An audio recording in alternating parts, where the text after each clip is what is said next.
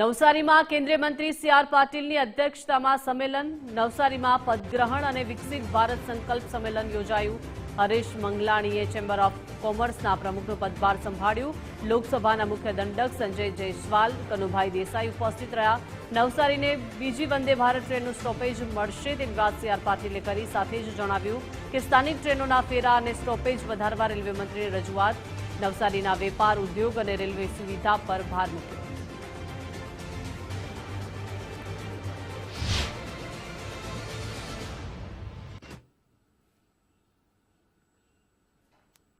તમારો કોમર્સનું કામ જ છે કે ઇન્ડસ્ટ્રીનો ગ્રોથ વધારવો.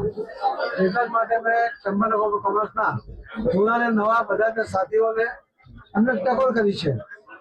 ચેમ્બરનું કારણ ચેમ્બરનો ઉપયોગ એટલે જે મેન્ડેટ હોય છે કે ઇન્ડસ્ટ્રીના હિત માટે કોઈ નીતિ સરકારમાં નુકસાન કરતી હોય તેની વિકાસ કરવા માટે અમે જોવું જોઈએ.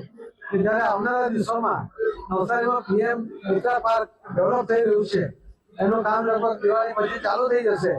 એવા સંજોગોમાં ખૂબ મોટી ઇન્ડસ્ટ્રીઓ અહીંયા આવવાની છે, ત્યારે નવસારીને ચેમ્બરની જવાબદારી વધે છે અને એમણે આવા જે કામો ઇન્ડસ્ટ્રી માટેના હિતના કામોને પ્રાધાન્ય આપવું જોઈએ એવી વિનંતી કરી છે.